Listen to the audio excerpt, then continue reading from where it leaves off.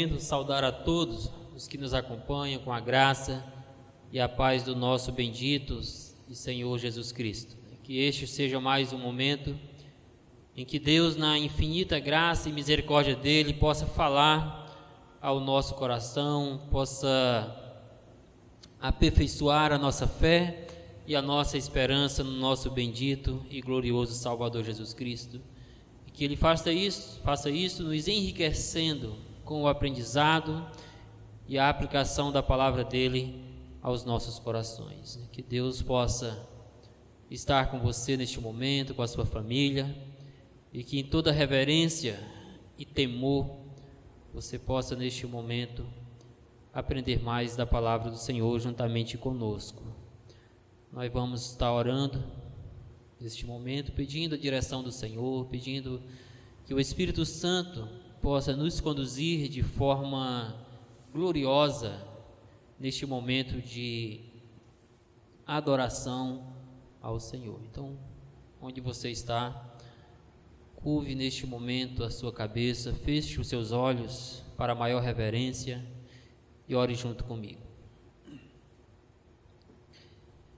Glorioso Deus e eterno Rei, Deus que reina soberanamente nos céus e na terra, Deus que governa este mundo unicamente pelo teu infinito poder, Deus do qual nada foge do controle, Deus que exerce domínio sobre tudo e sobre todos.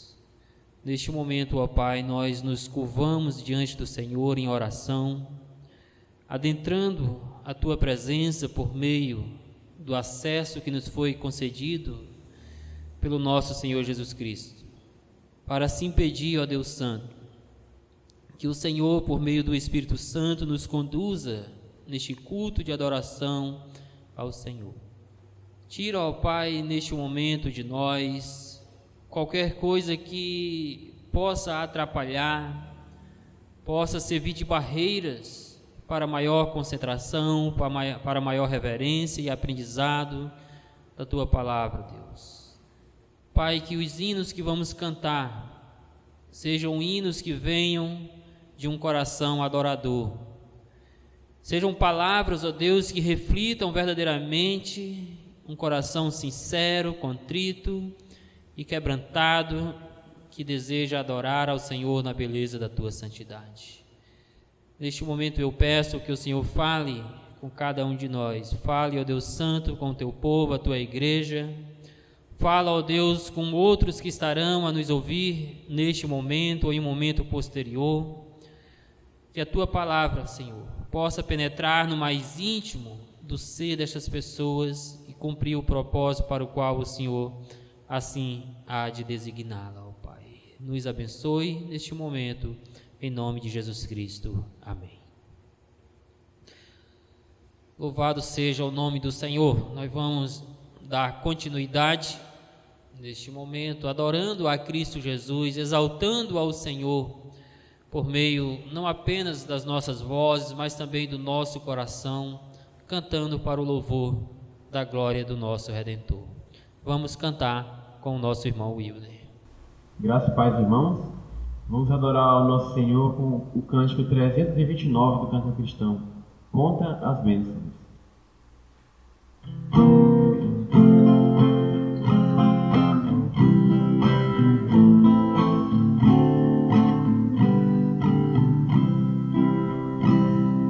Se da vida as vagas procelosas são, se com desalento julgas tudo vão, contas muitas bênçãos dias de uma vez, há de ver surpreso quanto Deus já fez. Quantas bênçãos, conta quantas são, recebidas da divina mão, uma a uma, dizes de uma vez, hás de ver surpreso quanto Deus já fez.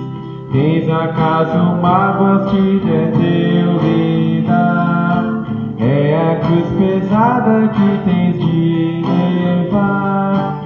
Contas muitas bênçãos não duvidarás, em canção alegre os dias passarás.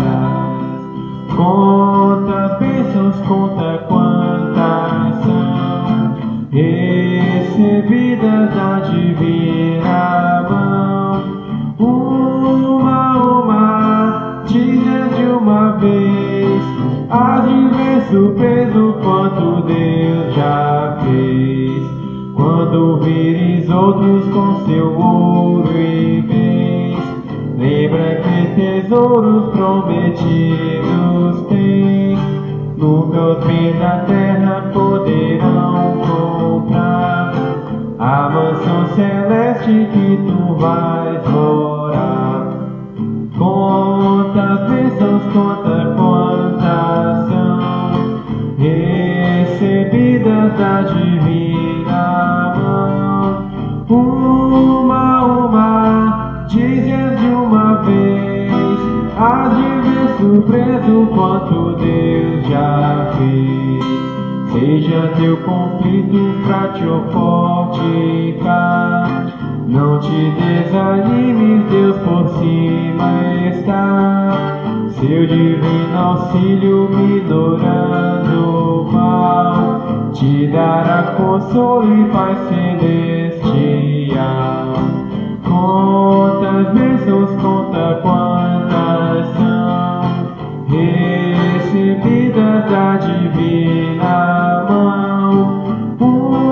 Uma, dizes de uma vez, há de ver surpreso quanto Deus já fez. Amém. Vamos agora cantar o cântico 484 do Cantor Cristão, Saudade.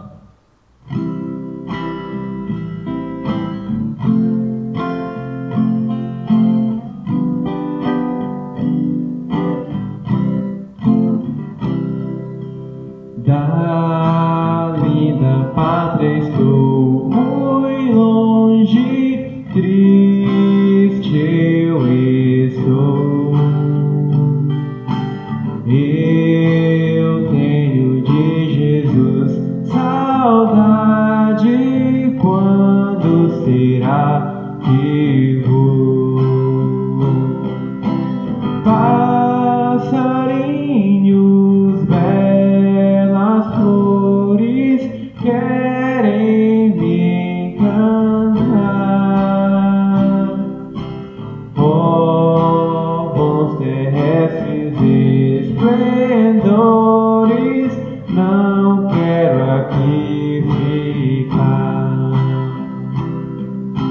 Jesus me deu fiel promessa, vem me buscar. Meu coração está com pressa, eu quero ao céu voar. Meus pecados são muito grandes e culpado sou, mas o seu sangue põe-me limpo e para a pátria vou.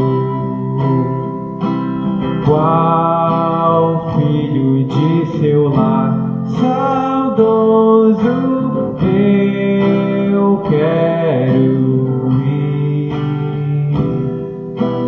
Qual passarinho para o ninho eu quero ao céu subir. Sua vinda ao mundo é certa quando não o sei.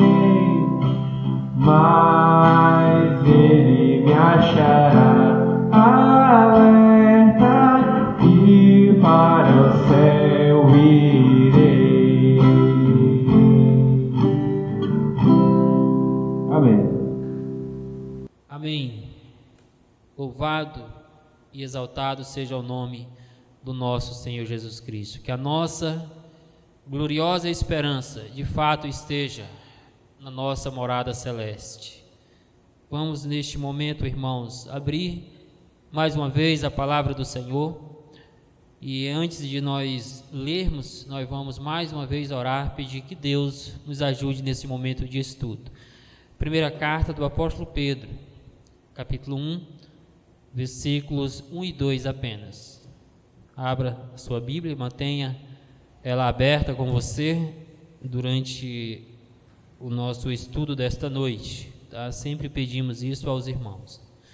Tá? Não fechem suas Bíblias, mantenha elas abertas para que você possa acompanhar o estudo e conferir realmente se é isso que o texto diz. Primeira carta do apóstolo Pedro, capítulo 1, versículos de 1 a 2. Vamos orar primeiro. Senhor nosso Deus, nosso Pai Celeste, nós te louvamos, ó Deus, por este momento de estudo da Tua Palavra.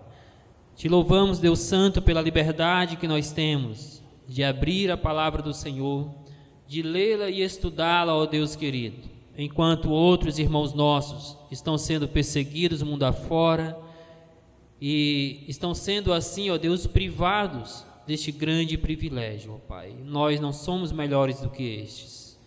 Por isso nós te louvamos e te agradecemos pela Tua grande misericórdia em nos conceder tão grande privilégio, Pai.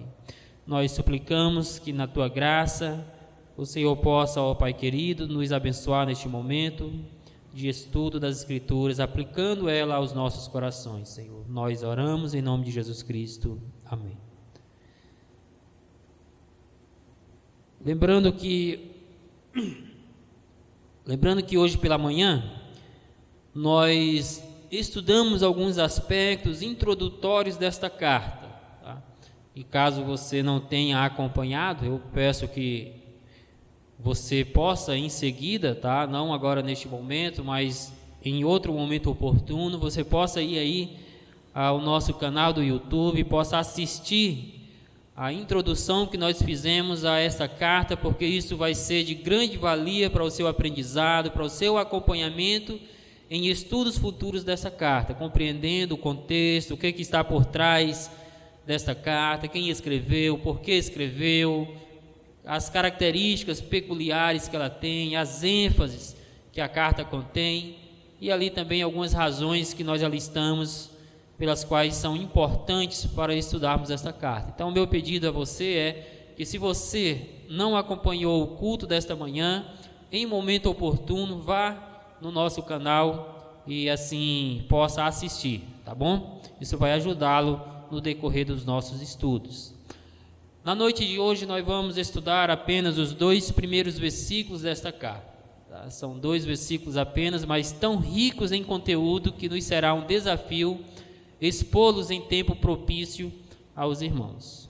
Vamos ler neste momento o texto. Pedro, apóstolo de Jesus Cristo, aos eleitos que são forasteiros da dispersão no Ponto, Galácia, Capadócia, Ásia e Bitínia, eleitos segundo a presciência de Deus Pai, em santificação do Espírito, para a obediência e a aspersão do sangue de Jesus Cristo, graça e paz vos sejam multiplicadas. Pedro inicia a sua carta de maneira costumeira para a época, fazendo a apresentação do autor, seguido dos destinatários e então uma breve saudação. No entanto, nesta introdução, entre a apresentação dos destinatários e a saudação final, a apresentação do autor e destinatários e a saudação final, Pedro praticamente apresenta para nós um resumo de todos os assuntos que serão tratados no decorrer desta carta, pelo menos de todos os principais assuntos que serão assim desenvolvidos, argumentados no decorrer da carta. Por exemplo, nesta introdução, nós percebemos que ele fala da obra de Deus Pai, do Deus Filho, do Deus Espírito Santo na salvação. Vemos também que ele fala dos sofrimentos e da morte de Jesus Cristo ao falar a respeito da aspersão do sangue de Cristo. Também ele fala da santificação do Espírito para a obediência. Podemos claramente também perceber algo a respeito do sofrimento dos cristãos, quando ele diz que aqueles cristãos são forasteiros, que aqueles cristãos estavam dispersos, já pressupondo então este momento de sofrimento, de perseguições que eles passavam. Também Pedro fala nessa introdução que estes cristãos, eles estavam no mundo, mas que eles não eram do mundo, e por isso diz que eles eram forasteiros. E por fim, irmãos, ele também fala da abundância da graça e da paz de Deus para aqueles cristãos durante os sofrimentos que eles estavam passando. Por isso ele diz: graça e paz vos sejam multiplicadas. Tá? Ainda na introdução, podemos perceber a riqueza teológica da carta, mas ao mesmo tempo podemos perceber a praticidade que ela tem para a vida cristã. Então, irmãos, este texto, apenas esses 2 versículos, são muito ricos em conteúdo, são muito desafiadores, além de dizer que são muito teológicos e contêm um assunto, inclusive sobre o qual nós vamos estudar nesta noite, que não é muito popular para os nossos dias, que não é muito aceitável por muitos círculos cristãos, mas que está na palavra de Deus, que está na primeira carta de Pedro, e assim nós precisamos estudá-lo como palavra de Deus, que é quando o texto fala a respeito dos eleitos e da eleição destes, por meio da parte de Deus. Tá? E é isso que nós vamos então estudar nesta noite. Sendo assim, nós vamos desenvolver com os irmãos nesta noite a seguinte ideia à luz desses 2 versículos. Os crentes foram eleitos por Deus, separados pelo Espírito Santo e purificados pelo sangue de Cristo, para viverem em obediência durante a sua peregrinação neste mundo. Eu vou citar novamente para os irmãos. Este é o resumo do nosso estudo de hoje. Os cristãos foram eleitos por Deus, separados pelo Espírito Santo e purificados pelo sangue de Cristo, para viverem em obediência durante a sua peregrinação neste mundo. E o que nós podemos aprender sobre isto à luz desses 2 versículos, irmãos? Podemos assim aprender 2 lições. Uma está relacionada aos eleitos e outra está relacionada à eleição em si. Acompanhe então comigo as 2 na ordem citada. Primeiro, vejamos o que o texto ensina sobre os eleitos. Versículo 1. Tá? E veja comigo que, em primeiro lugar, de forma implícita, o texto ensina que estes foram eleitos por Deus. Pedro, apóstolo de Cristo Jesus, aos eleitos. Mas a pergunta é: eleitos de quem? Eleitos por quem? Eleitos, evidentemente, eleitos de Deus e eleitos por Deus. Quanto a isso, meus irmãos, um erro fatal que cometemos com relação a essa doutrina, ou seja, ao fato de que é Deus quem elege o crente para a salvação, é querer entender este assunto comparando-o com o conceito moderno de eleição. Por exemplo, nós estamos acostumados com a prática de que somos nós quem elegemos determinados candidatos para determinados cargos. No entanto, isso facilmente pode nos conduzir ao erro de pensar que o mesmo acontece com relação à salvação, de achar que nós somos salvos porque nos autoelegemos, que nós somos salvos porque por nossa livre e espontânea vontade fomos até Jesus Cristo para a salvação, quando o ensino da Bíblia é que o crente é salvo porque ele foi escolhido por Deus para ser salvo e ele foi enviado a Cristo Jesus para a salvação.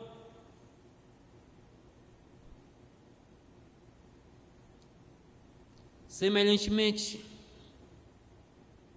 ou podemos então assim dizer, que um pecador, ele só pode ser salvo, ele só pode ir até Jesus Cristo, se de fato Deus o escolheu e o enviar a Jesus para isso. É justamente isso que Jesus Cristo diz lá em João capítulo 6, verso 7, quando ele diz assim: contudo, aqueles que o Pai me dá virão a mim, e eu jamais os rejeitarei. Quem são estes que o Pai dá, senão aqueles que o Pai elegeu para serem salvos em Jesus Cristo? Tendo uma vez elegido, tendo uma vez escolhido aqueles que hão de ser salvos, o próprio Deus os conduz a Cristo, para que estes possam serem salvos por meio da fé. Assim, o termo eleito tem aqui o sentido de escolhido, tá? E escolhido por quem? Escolhido por Deus. Escolhido para quê? Escolhido para a salvação. Por isso o termo também se refere aos crentes que são salvos em Jesus Cristo. Desta forma, todo pecador é salvo. Todo pecador salvo é salvo por ter sido escolhido por Deus para ser salvo. Isso está bem claro lá em João 15, 19, quando Jesus diz assim: todavia vocês não são do mundo. Aí ele diz: mas eu os escolhi tirando-os do mundo. É o Senhor quem escolhe da devassidão do mundo, da depravação da carne, da imoralidade, das paixões da carne para a salvação. Não somos nós que escolhemos a Deus, é Deus quem escolhe a nós e nos redime por meio do sangue de Cristo. Ainda em João, o Senhor Jesus Cristo afirma então o seguinte, João 15, 16: não fostes vós que me escolheste a mim, pelo contrário, eu vos escolhi a vós outros. Isso, irmãos, deixa então claro que os eleitos de Deus foram eleitos por Deus para a salvação em Cristo Jesus. Mas veja, em segundo lugar, que o texto ensina que os eleitos, eles são forasteiros neste mundo. O Pedro segue dizendo: aos eleitos que são forasteiros da dispersão no Ponto, Galácia, Capadócia, Ásia e Bitínia. Esse conceito de que a morada definitiva do crente não é neste mundo, ele é muito bem alargado por outros autores bíblicos, tá? Por exemplo, nos escritos de Paulo aos Filipenses, Paulo diz o seguinte: pois a nossa pátria está nos céus, de onde também aguardamos o Salvador, o Senhor Jesus Cristo. Filipenses 3, 20. Também o autor de Hebreus, referindo-se a isso, traz ideia semelhante ao dizer: na verdade, não temos aqui cidade permanente, mas buscamos a que há de vir. Hebreus 13, 14. Isto claramente mostra aquilo que Pedro já enfatiza aqui na introdução da sua carta, ao chamar os cristãos de forasteiros, dizendo que a nossa pátria não é aqui neste mundo, que nós estamos no mundo, mas nós não pertencemos a ele, conforme o próprio Jesus Cristo também ensinou. Mas esta mesma ideia também está presente no Antigo Testamento.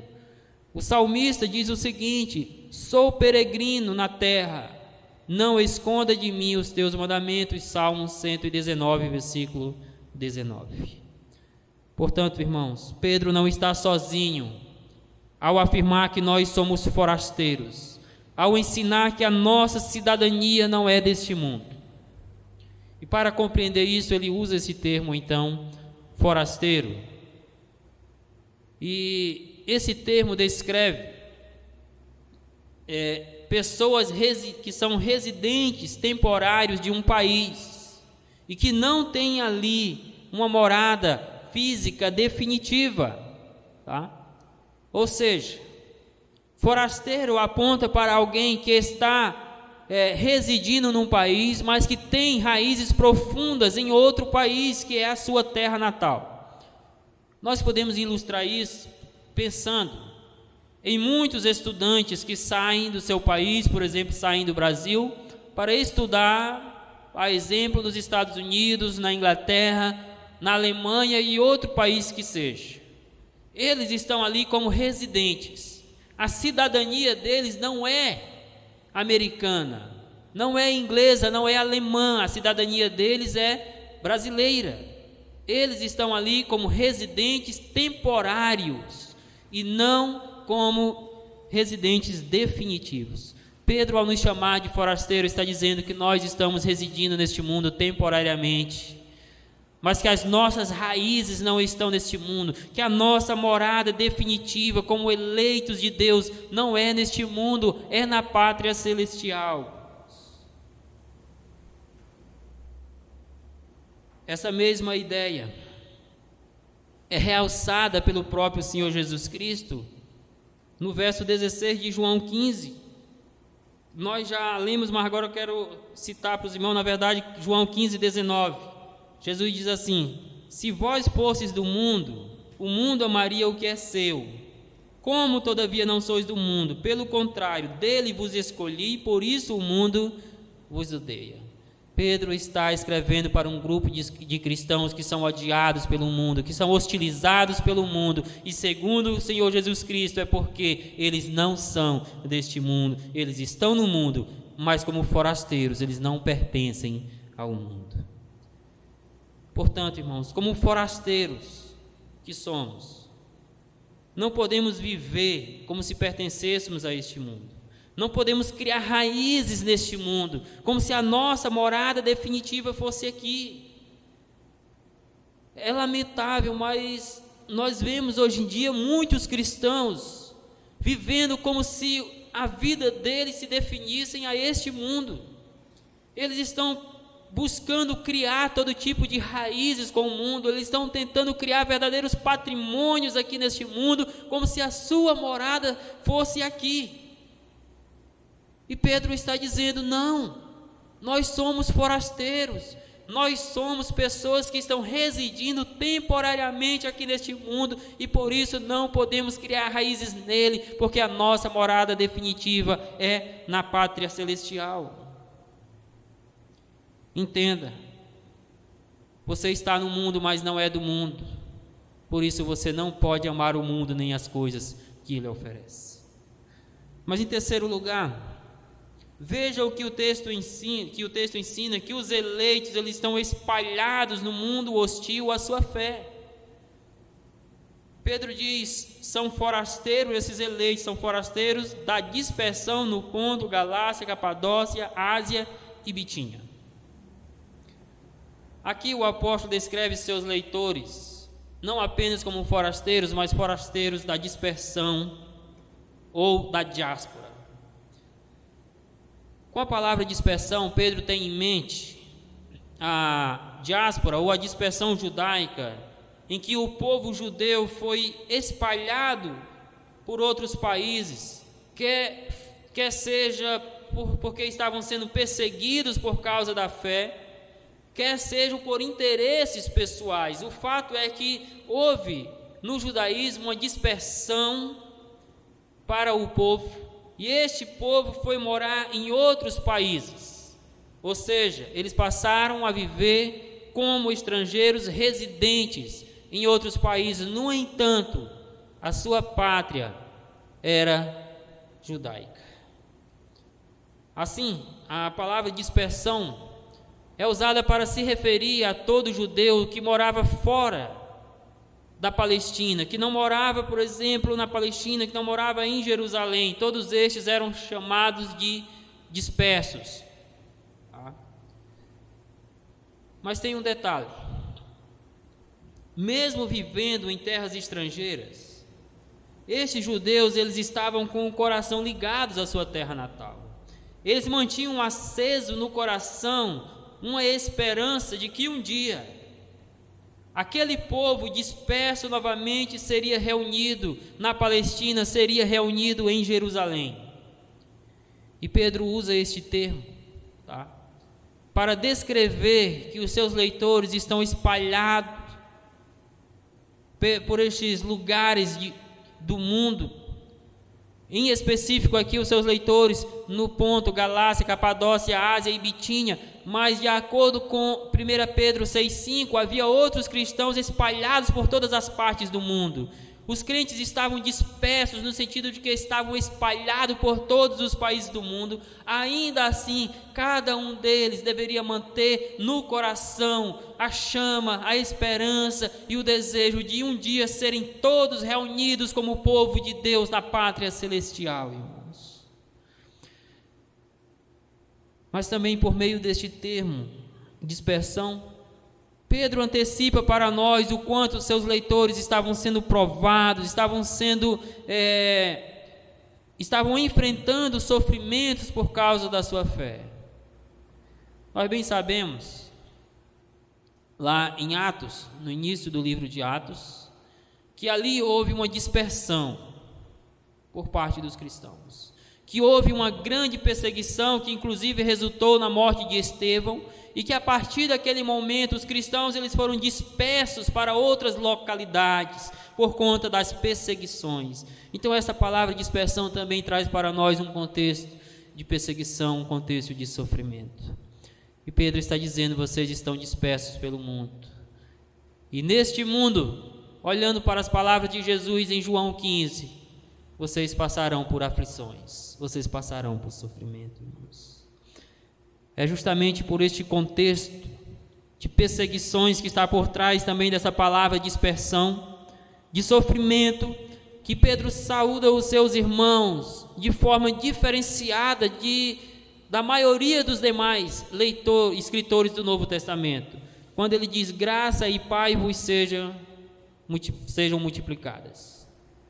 Eu tive a atenção de olhar em todas as demais cartas do Novo Testamento para constatar onde essa expressão graça e paz vos sejam multiplicada estava presente. Irmãos, essa expressão só se encontra em Pedro e na carta de Judas. E não é sem motivo que Pedro está pedindo a Deus que a graça, que a paz dele pudesse ser multiplicada sobre aqueles irmãos que estavam dispersos nessas províncias romanas. O que Pedro está pedindo aqui é que Deus manifestasse uma porção dobrada, multiplicada da sua graça, da sua paz ao coração daqueles eleitos que estavam sendo afligidos, que estavam passando por tristeza, por perseguições, por sofrimentos por causa da fé em Jesus Cristo. Pedro pede ao Senhor que aqueles seus leitores pudessem receber em abundância da sua paz no seu coração, da sua graça sobre as suas vidas em tempo de perseguições. Meus irmãos, nós, cristãos, somos os eleitos de Deus. Nós também vivemos como forasteiros neste mundo. E nós também estamos dispersos, estamos espalhados por todos os cantos do mundo. E muitas vezes nós enfrentamos momentos difíceis e precisamos clamar: Deus, concede em abundância a tua graça e a tua paz aos nossos corações. E eu creio que o momento que nós estamos passando é momento oportuno para fazermos esta oração, de nos prostrarmos diante da beleza desse nosso Deus, diante desse Deus poderoso, misericordioso, e pedir para Ele: Senhor, dar-nos uma porção dobrada da Tua paz ao nosso coração e do favor do Senhor no cuidado das nossas vidas. Portanto, esse versículo deixa claro que o crente é eleito por Deus para a salvação, que ele vive neste mundo como forasteiro e que ele está disperso em um mundo hostil à sua fé. Entretanto, assim como os judeus que foram dispersos, nós também precisamos manter acesa a esperança de que um dia Deus irá reunir o seu povo e nós estaremos lá em um só lugar, na pátria celestial, para que possamos viver eternamente reunidos como o povo de Deus e na gloriosa presença do nosso Salvador Jesus Cristo. Que nós possamos fazer como anseio das nossas vidas esse grande momento. Portanto, irmãos, conforme nós estamos estudando Os cristãos, eles foram eleitos por Deus, separados pelo Espírito Santo, purificados pelo sangue de Cristo, para viverem em obediência durante a sua peregrinação aqui neste mundo. E nós estamos aprendendo 2 lições nesse texto. A primeira lição é o que o texto ensina sobre os eleitos. E aí nós aprendemos que eles são eleitos de Deus, que eles são forasteiros e que eles estão espalhados por todo o mundo. A segunda lição é o que o texto ensina sobre a eleição. Veja comigo o versículo de número 2, tá? E, em primeiro lugar, o texto deixa claro que a eleição é uma doutrina trinitária, tá? Ou seja, que a eleição é uma ação conjunta de Deus Pai, Deus Filho e Deus Espírito Santo, e que a salvação desses eleitos é uma ação que envolve a Trindade. O texto deixa bem claro que a eleição é uma doutrina trinitariana. Está presente no verso 2 o seguinte: eleitos de Deus em santificação do Espírito pela aspersão do sangue de Cristo. Este versículo deixa claro que os personagens principais dessa carta não são os seus leitores, não é o apóstolo Pedro, um líder proeminente, importante, respeitado pela igreja. Os personagens principais dessa carta, irmãos, são Deus, Jesus Cristo e o Espírito Santo. Estas 3 pessoas da Trindade estão presentes na carta do apóstolo Pedro, está presente na ação salvadora de Deus para com os seus eleitos. Aqui nós vemos claramente a Trindade envolvida na eleição, envolvida na redenção de um pecador que foi escolhido por Deus para ser salvo. Isso nos mostra que cada membro da Trindade desenvolve um papel específico na salvação de um pecador. Podemos assim dizer, didaticamente falando, que Deus é aquele que escolhe, que Jesus Cristo é aquele que paga pelo pecado dos eleitos e que o Espírito Santo é aquele que separa e aplica a eleição ao coração dos eleitos. Deus elege, o Filho paga e purifica, o Espírito Santo separa e santifica. Esta mesma ação trinitária que Pedro usa aqui também está presente lá em Efésios, no capítulo 1, entre os versos de 3 a 15 nós podemos ver isso. Por exemplo, os versículos 4 e 5 lá de Efésios 1 declaram ou nos ensinam que Deus nos escolheu antes da fundação do mundo e nos predestinou para Ele em adoção. Os versículos 7 e 8 mostram que a nossa redenção está em Cristo, que derramou o seu sangue para o perdão de nossos pecados. E os versículos 13 e 14, falando a respeito da ação do Espírito Santo, mostram como que o Espírito Santo atua no coração do crente e sustenta os eleitos que foram salvos até o fim. Paulo, ao escrever os Efésios, traz para nós a mesma ideia que o apóstolo Pedro aqui nesse versículo, que a eleição, que a salvação de um pecador envolve uma ação trinitária. Deus Pai, Deus Filho e Deus Espírito Santo estão envolvidos na nossa redenção. Todavia, embora nós possamos falar de papéis diferentes na salvação dos pecadores, nós não podemos esquecer, irmãos, que a salvação é uma ação conjunta da Trindade, tá? Didaticamente podemos dizer sim, que Deus escolheu, Jesus pagou e o Espírito Santo aplica a redenção ao coração dos eleitos, mas não podemos esquecer que esta ação é conjunta, que tanto o Filho, quanto o Espírito e quanto Deus Pai estão envolvidos em todas as etapas da salvação de um pecador, desde a eleição, a purificação e a aplicação pela ação do Espírito. Mas em segundo lugar, o texto mostra que a eleição é um plano de Deus para a redenção dos seus eleitos.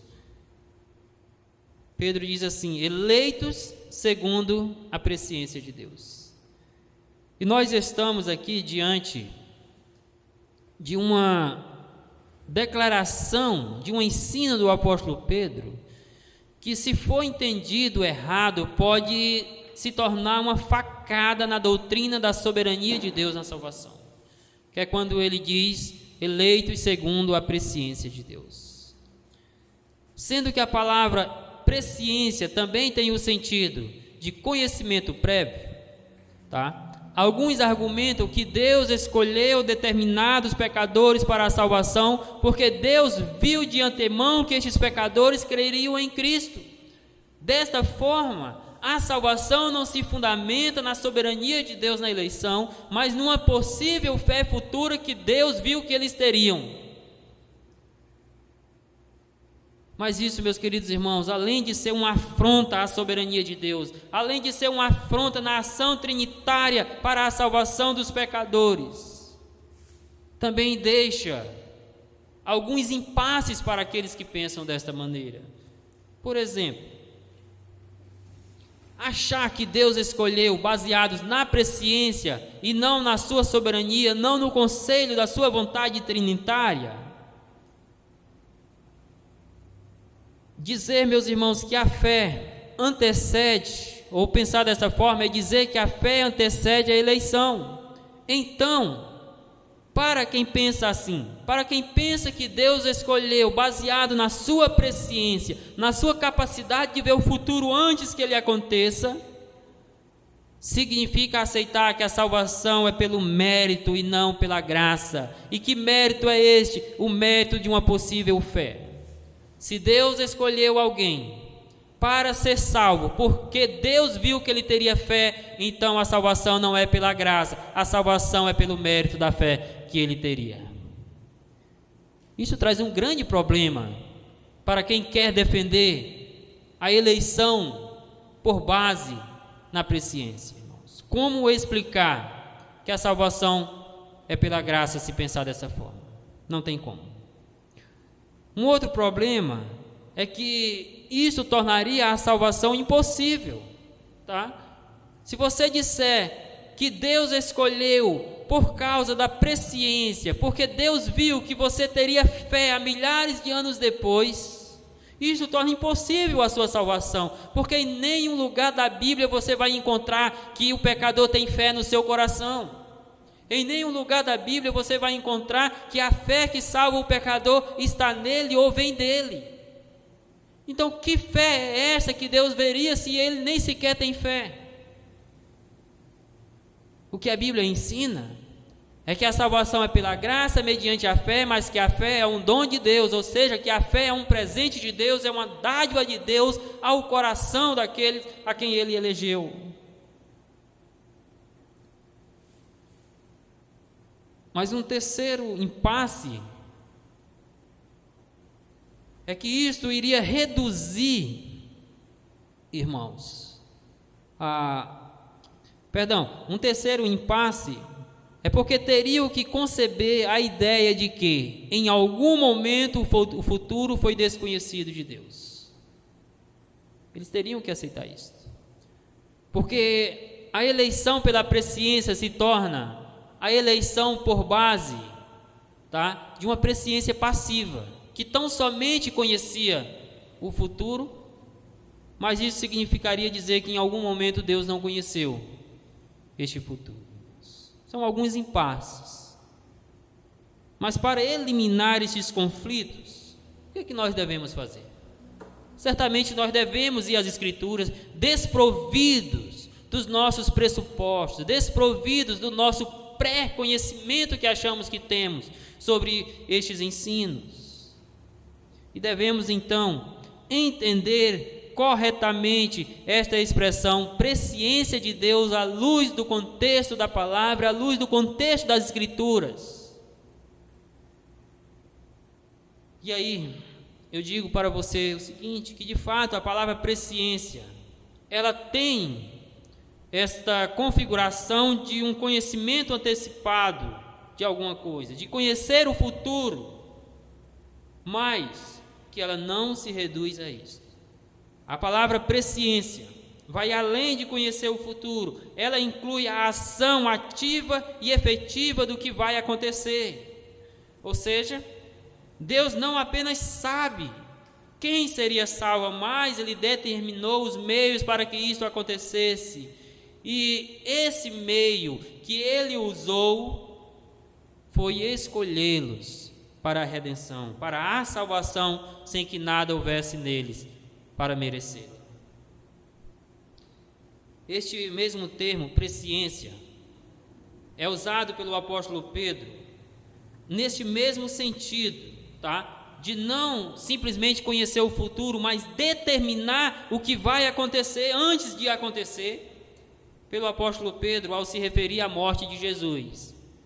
E se você entender presciência simplesmente significando conhecer o futuro, você vai entrar em problema com outros versículos bíblicos, como por exemplo com esse de Atos 2:23, em que diz assim: sendo este entregue pelo determinado desígnio de Deus e presciência de Deus, vós o matastes crucificando-o por mãos iníquas. Não é simplesmente conhecer o futuro, é definir quando, como esse futuro vai acontecer. Deus não apenas previu que Jesus Cristo iria morrer na cruz, antes disso, o próprio Deus já determinou que Ele iria morrer naquela cruz, que Ele iria ser crucificado por homens iníquos. Deus não apenas viu aqueles que seriam salvos, Deus os elegeu antes disso para serem salvos. O texto não apenas mostra o conhecimento prévio da morte de Jesus, mas ele também diz que ela foi determinada por Deus para acontecer desta forma. Meus irmãos, Deus não apenas conhece os que serão salvos, Ele também determinou como eles serão salvos, e a forma de fazer isso foi escolhendo estes pecadores antes da fundação do mundo para a salvação, conforme Efésios capítulo 1, versículo 4. Portanto, a presciência de Deus diz respeito ao plano de Deus em salvar aqueles a quem anteriormente Ele escolheu para a salvação. Pedro usa esta mesma palavra, presciência, tá? Mais adiante, para se referir aos sofrimentos e à morte de Jesus, igualmente ele usou lá em Atos, tá? Por exemplo, lá em 1 Pedro 1:20, na versão da NVT diz assim: ele foi escolhido antes da criação do mundo, mas agora nesses últimos tempos foi revelado por causa de vocês. A palavra que que a NVT traduz por escolhido aqui, é a mesma palavra que Pedro usou no versículo 2 para a presciência de Deus. No caso aqui, pneugômeno, e essa palavra é da mesma raiz de prognômenos, de prognosi, que é a palavra presciência. Tem a mesma raiz, tem o mesmo significado, e a NVT, em vez de traduzir por presciência, traduz por escolhido, porque de fato a palavra presciência e a palavra eleição ou escolhido são praticamente usadas como sinônimos. A palavra, inclusive, predestinação e presciência de Deus são praticamente sinônimas nas Escrituras, no sentido de que tem um significado semelhante. Dessa forma, devemos compreender a frase eleitos segundo a presciência de Deus da seguinte maneira: escolhidos antes da fundação do mundo conforme o plano redentor do Pai, conforme o plano determinado pelo Pai, da mesma forma que Ele determinou a morte do seu próprio Filho. Que fique claro então, que Deus elege um pecador para a salvação, não baseado numa possível fé que ele teria no futuro, mas tão somente por causa da sua soberania, pelo conselho da sua vontade, diante do qual, por meio do qual ele escolheu este pecador para ser salvo em tempo oportuno. Mas em terceiro lugar, o texto ensina que o Espírito Santo é quem separa os eleitos para a purificação pelo sangue de Cristo. O Pai escolhe, o Espírito Santo separa esses escolhidos do mundo, e esse Espírito Santo traz-os para a purificação pelo sangue. O texto diz: em santificação do Espírito para a obediência e a expiação do sangue de Cristo.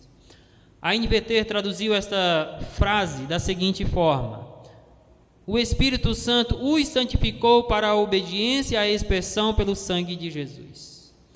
A palavra santificou aqui tem o sentido de separar para um propósito definido. Neste caso, o propósito é duplo, tá? Primeiro, o Espírito Santo separa o eleito para que ele seja purificado dos seus pecados, seja lavado pelos seus pecados, pelo sangue de Cristo, e assim ele seja salvo. Mas segundo, o Espírito Santo separa o eleito para, uma vez que ele foi purificado, uma vez que ele foi salvo, ele possa viver em obediência, em santidade ao Senhor. Ou seja, irmãos,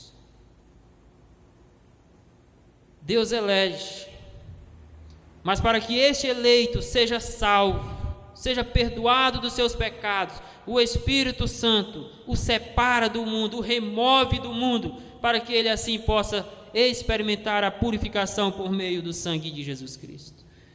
E isto porque, se entregue à sua própria vontade, o pecador nunca se apartaria da sua vida pecaminosa para vir a Jesus Cristo.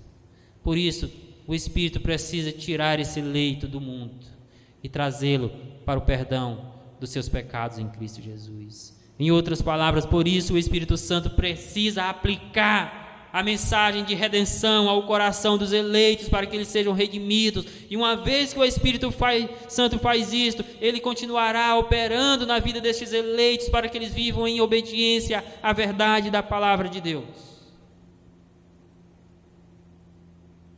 Assim, o Espírito Santo tanto separa o pecador do mundo para crer em Jesus, quanto opera nele a santificação por meio da obediência contínua à palavra de Deus. É por isso que nós podemos dizer: Deus escolhe, o Espírito separa e o Filho redime do mundo de pecado. Mas em quarto e último lugar, o texto mostra que Jesus Cristo é quem purifica e redime os eleitos mediante a sua morte.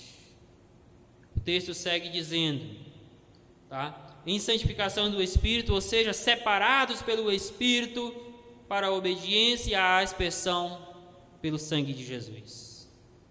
A palavra aspersão tem o seu pano de fundo no Antigo Testamento, em especial em Êxodo capítulo 24, versículos 3 a 8, quando o Senhor ali firma uma aliança com o povo de Israel. E lá na ocasião, em Êxodo, Moisés pegou o sangue dos novilhos e aspergiu sobre o povo para a purificação dos seus pecados. E uma das evidências, ação que confirmava que o povo de fato havia entrado em aliança com Deus, havia de fato sido aspergido, sido purificado dos seus pecados, era a resolução de obedecer a Deus em tudo quanto o Senhor requeria. A ideia aqui de Pedro é de que a morte sacrificial de Jesus Cristo confirma para nós a aliança de Deus para a salvação dos eleitos. Ao mesmo tempo, a salvação dos escolhidos, ela é concretizada pela purificação de seus pecados, ela é confirmada pela prática da obediência à palavra de Deus. A verdade é sim, Deus elegeu. Mas para que este pecador eleito chegue à salvação, ele precisa crer em Jesus Cristo. ele precisa ser purificado, ele precisa ser lavado pelo precioso sangue do Cordeiro de Deus que tira o pecado do mundo. E uma vez que ele é purificado, o desejo do seu coração, e é isso que vai confirmar a sua eleição, confirmar a sua salvação, tem que ser viver em obediência a este Deus. É Cristo quem redime o pecador eleito do mundo e o traz para a salvação. Lá em Efésios capítulo 1, versículo 7, Paulo diz assim: nele, no caso aqui, em quem? Em Jesus Cristo. Nele temos a redenção por meio de seu sangue, o perdão dos pecados de acordo com as riquezas da sua graça. Portanto, a eleição de um pecador para a salvação se deu em decorrência de um pacto entre a Trindade, onde toda a Trindade se envolveu diretamente na salvação destes pecadores, tanto na eleição quanto na efetivação e sustentação destes pecadores na fé em Cristo Jesus.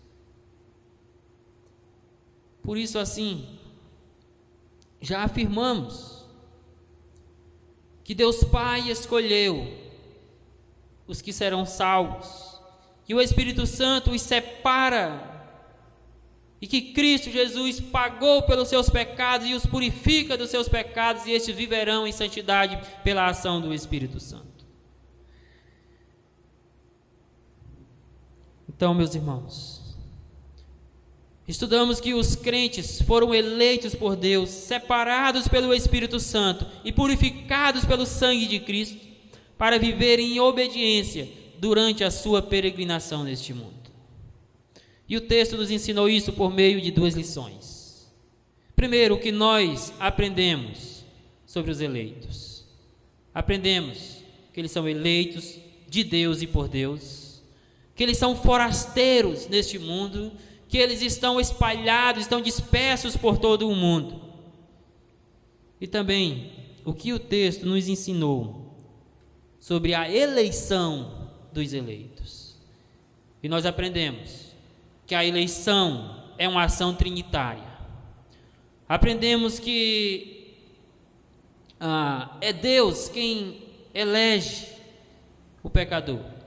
Aprendemos que é o Espírito Santo quem separa e santifica os eleitos, e aprendemos que é Jesus Cristo quem paga pelos pecados dos eleitos e quem os purifica de todo o pecado. E eu quero finalizar, à luz do que nós estudamos, com 3 aplicações, tá? A primeira aplicação, digo o seguinte: em vez de ficar dilacerando uns aos outros, tá? Porque há esta briga nos nossos dias, mas em vez de ficar se dilacerando, tá? A doutrina da eleição deve produzir nos salvos gratidão de coração, e isso independentemente de sua perspectiva teológica, independentemente da sua forma de interpretar a eleição, ela tem que gerar no seu coração gratidão, tá?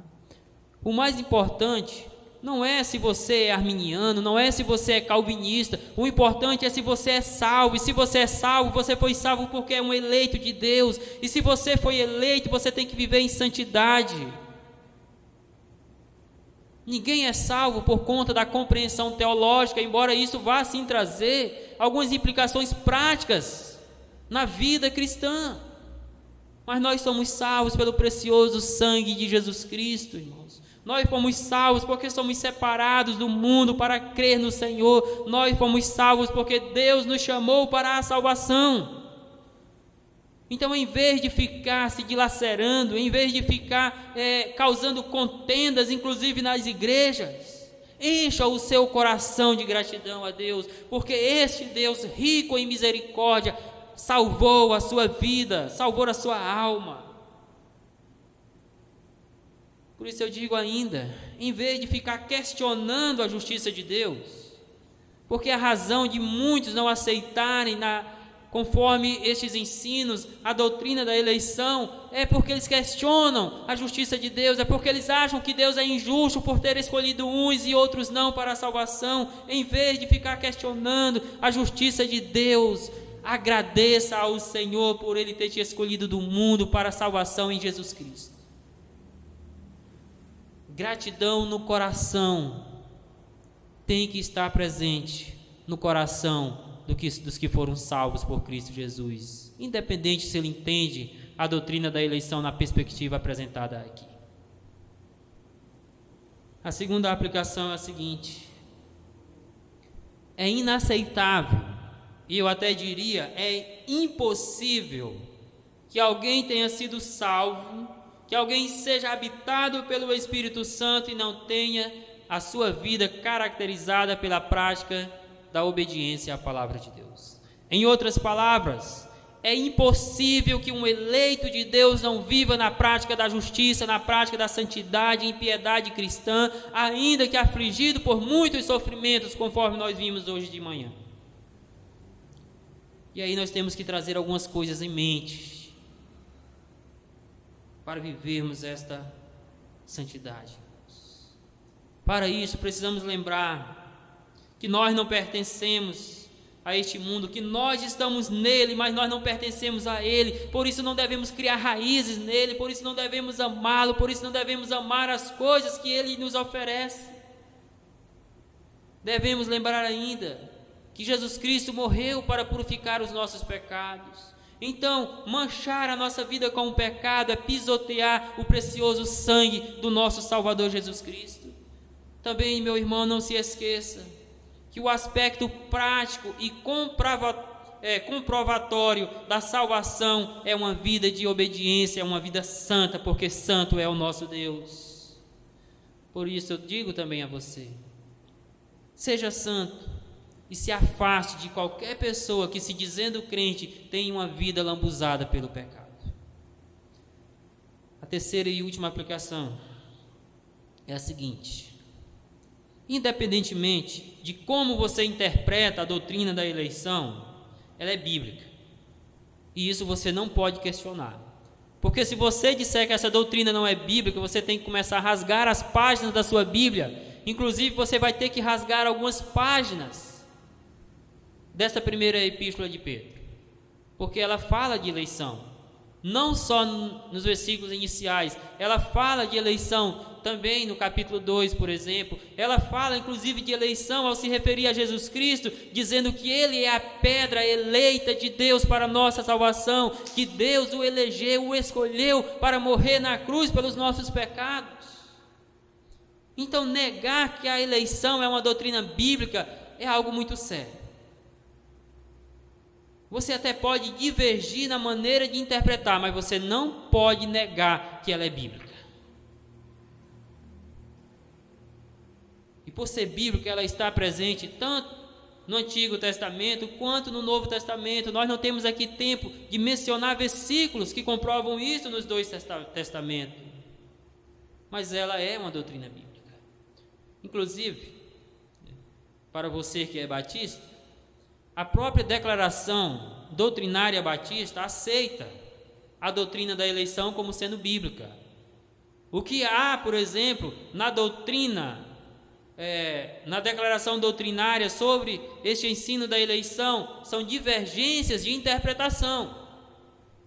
Tá? Eu falo isso quanto aos que entendem a eleição baseada na soberania de Deus e aos que entendem a eleição baseada na presciência. A declaração doutrinária diz que a eleição é uma doutrina bíblica. Ela só diverge na interpretação ao dizer que ela está baseada na presciência. Tá? Por exemplo, o artigo 6 da Declaração de Fé da CBB diz assim: a eleição é a escolha feita por Deus em Cristo desde a eternidade de pessoas para a vida eterna. Isso está lá em Efésios, capítulo 1, verso 4. Antes da criação do mundo, Deus fez assim, no exercício de sua soberania divina e à luz de sua presciência de todas as coisas. Tá? Certamente a declaração está pensando em 1 Pedro 1,2, eleitos segundo a presciência de Deus. E particularmente aqui, eu tendo a discordar da interpretação que ela faz. Mas o que eu quero ressaltar para você é que ela é uma doutrina bíblica, que a Declaração Batista da CBB assume e aceita ela como bíblica, embora com diferenças de interpretações quanto àqueles que pensam na soberania na eleição. Diante disso, eu quero dizer o seguinte, tá? E aqui está a aplicação. Sendo esta uma doutrina bíblica, e sendo que nós sabemos, sendo esta uma doutrina bíblica, e sendo que nós não sabemos quem são os eleitos de Deus, nós não sabemos quem são aqueles que Deus escolheu para a salvação, nós precisamos pregar o Evangelho fielmente, nós precisamos compartilhar o Evangelho com todas as pessoas que tivermos oportunidades, para que, se for da vontade do Senhor, Ele use de misericórdia e traga e traga pecadores à salvação por meio da fé em Jesus. É por isso que Paulo, ao escrever a segunda carta de Timóteo, no capítulo 2, ele diz que pregava também aos eleitos para que estes viessem à salvação por meio de Jesus Cristo. Irmãos, a eleição é uma doutrina bíblica. Os eleitos estão espalhados por todos os cantos do mundo. Alguns já vieram a Cristo, outros ainda não. E nós precisamos levar o Evangelho, porque Deus deixou o Evangelho para trazer os seus eleitos à salvação por meio da fé. Que o Senhor nos abençoe a entendermos corretamente essa doutrina e vivermos piedosamente diante dele. Amém. Louvado seja o nome do Senhor. E aí, espero que você tenha gostado desse vídeo que você acabou de assistir. Não se esqueça de dar seu joinha, seu like, compartilhar esse vídeo e se inscrever no nosso canal e ativar o sininho.